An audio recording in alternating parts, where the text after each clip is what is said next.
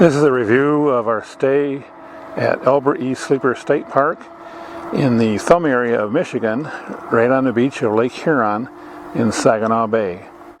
And we're at campsite 226 here at Sleeper, and it's advertised as a pull-through, but really, yeah, I guess you can, but you have to kind of go backwards around. It's not like a traditional pull-through.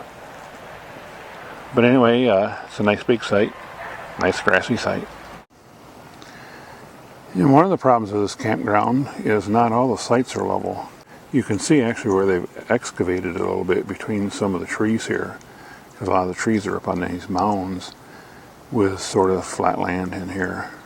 Now, a lot of these state parks have photos where you can go in and, see the sites.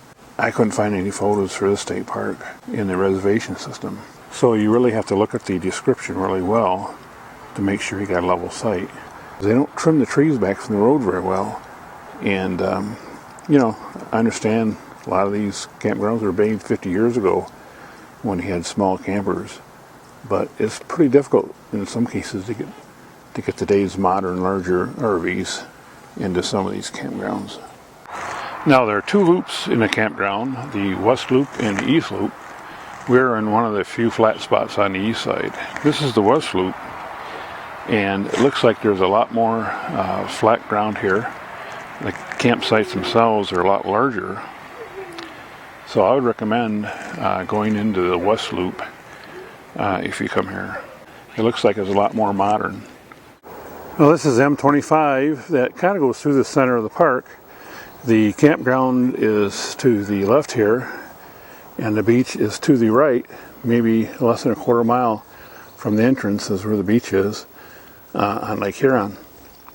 And we have this pedestrian bridge that goes from the park to the beach, so you don't have to cross this road. However, this road isn't really all that busy, but most people just walk across the road. But if you're sheepish about that, just take the bridge. And this is the beach at Sleeper State Park. Lake Huron, Saginaw Bay ahead of us. Gorgeous beach sand. We're in the dunes area. Although these dunes aren't as big as the ones on Lake Michigan. Still nice dunes anyway. Beautiful, beautiful beach sand. Look at that. We have Straight Talk. And Straight Talk, along with some of the other third-party cell phone providers, the ones that use other people's towers, they don't work here necessarily. Now, I have Straight Talk, and it is through the Verizon towers, and unless you're a Verizon customer, you don't get service here. So in this whole area, the whole thumb area of Michigan, I can't get service. However, what's unusual with this park is Wi-Fi. It's unusual for a state park in Michigan to have Wi-Fi, and this is the first time I've seen that.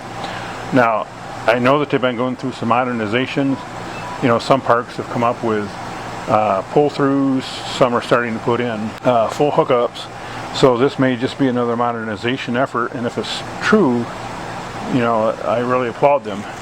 The only problem though is, depending on what site you're at, it seems they only have a couple antennas out. You may or may not have Wi-Fi.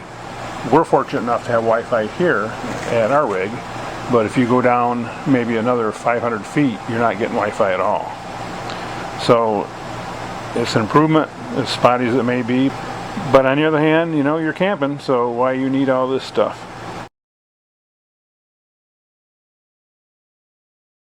And what better end of a camping trip than having a campfire?